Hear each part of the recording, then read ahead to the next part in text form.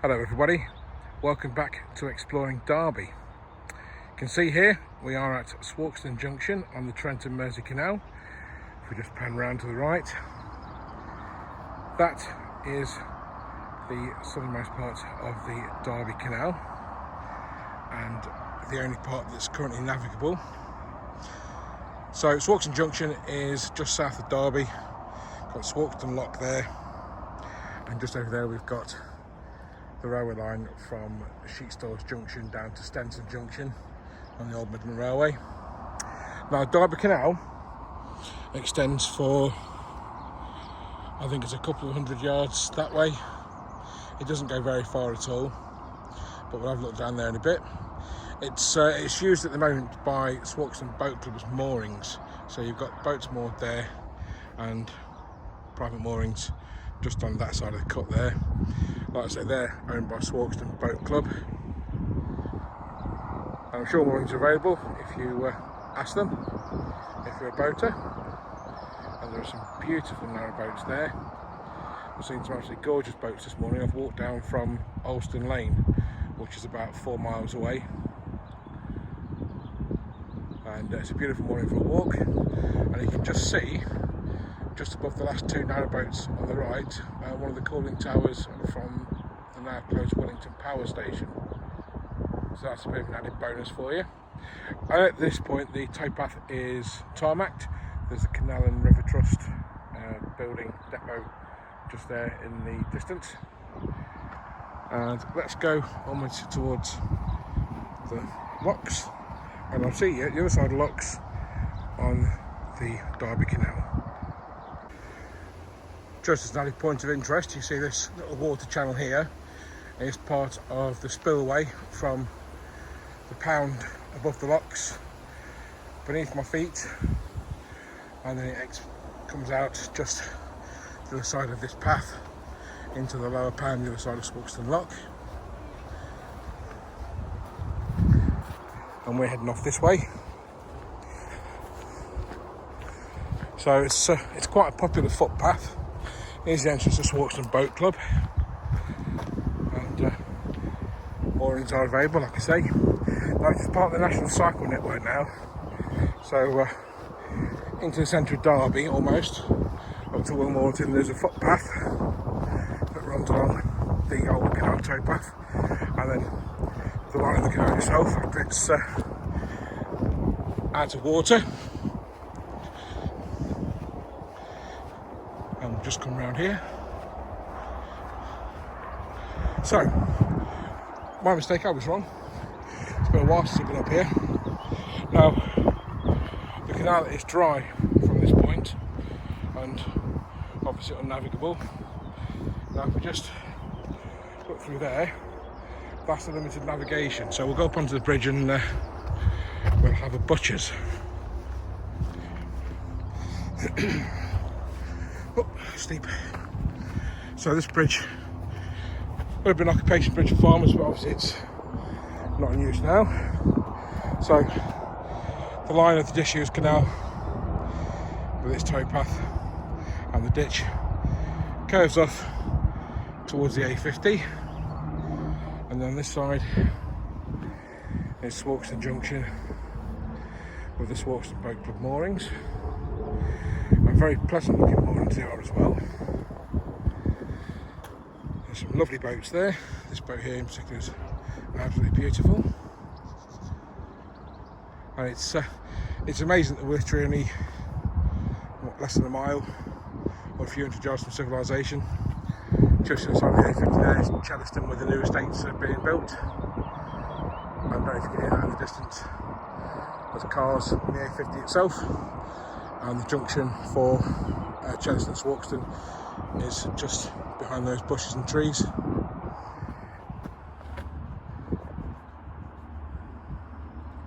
So, like I said in my previous video on the Derby Canal, there are plans to restore its navigation. I'm not sure how far ahead those plans are. I think we'll have a look when we get home, and if we find something, we'll add it to the video description so you guys can have a look. And we'll move on a bit. So we're back down here on the towpath, and at this point it is still an actual towpath, all sorts of being tarmacked, and I wouldn't have thought it would be too difficult to restore this stretch of the canal to water. I doubt it'd be suitable for mooring to the boat club because of the towpath and not being secure, although I'm sure buying a strip of land from the local farmer would make that available. I suspect the main problem is there's nowhere to turn around, no winding hole for boats, and this one was dug just around here. I'm not aware of the processes involved in digging a bit more of the cut. I suppose you have to line it with puddle clay or something to stop the water from leaking out.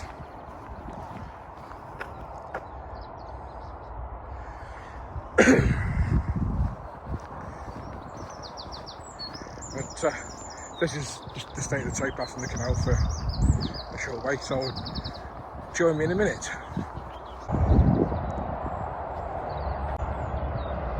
So here it becomes interesting. So the towpath is pretty much ended just there. Some of the canal is still in these bushes here, but then the footpath starts to dip and curve slightly away from the line of the cut, and you can see there is a concrete bridge that takes the A50 over the path and also over a farm track or farm trail, and join me a minute when these people come past.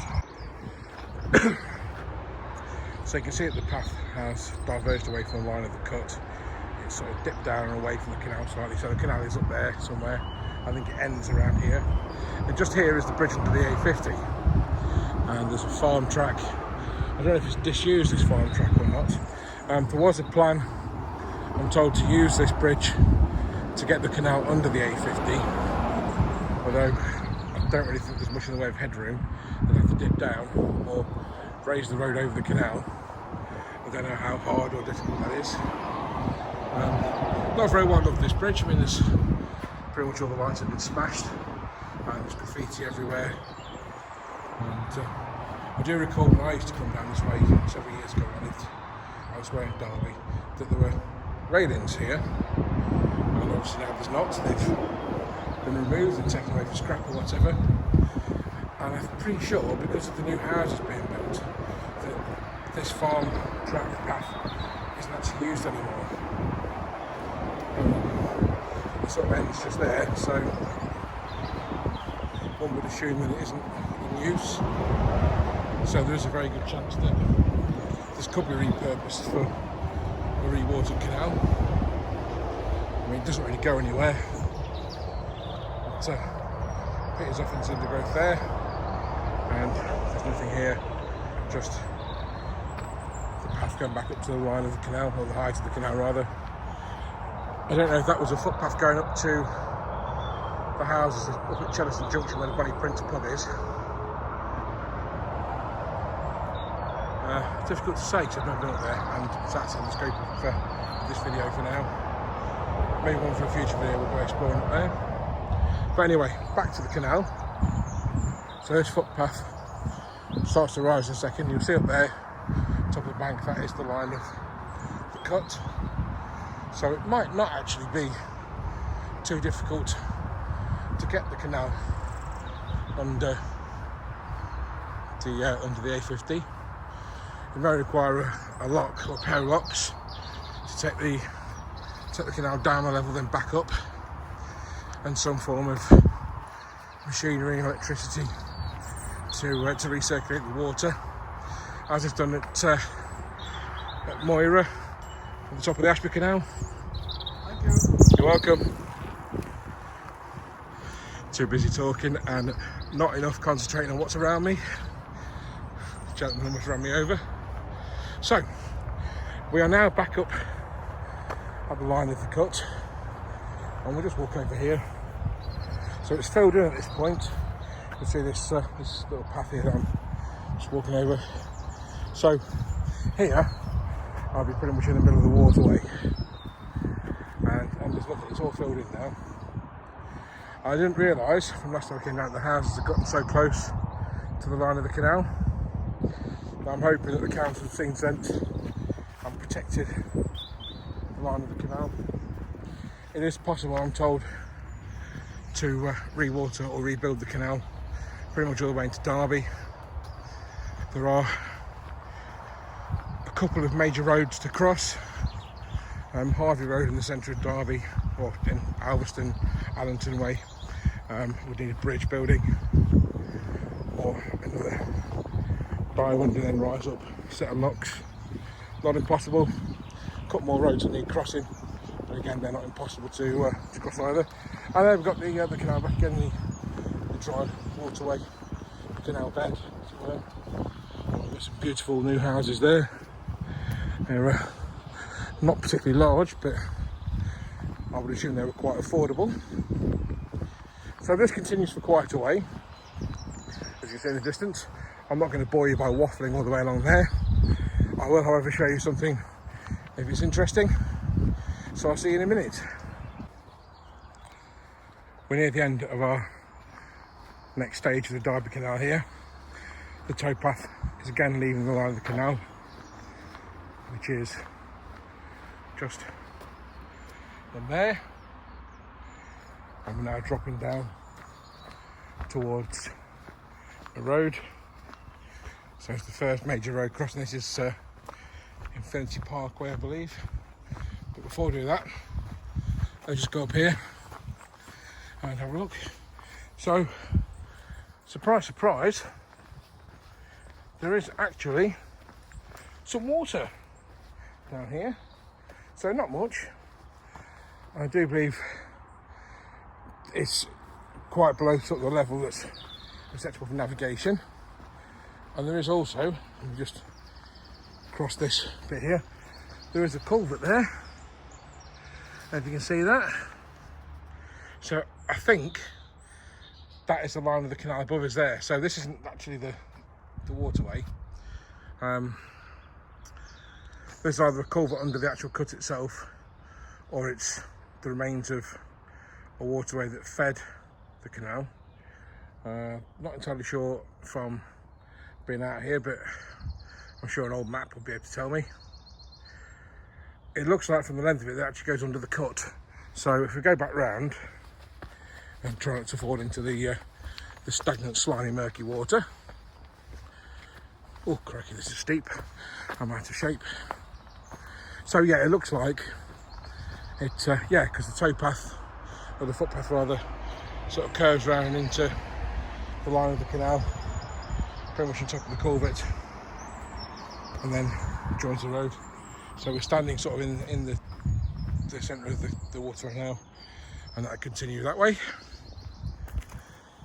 But here we are at Infinity Parkway, up to the little bridge over a little stream,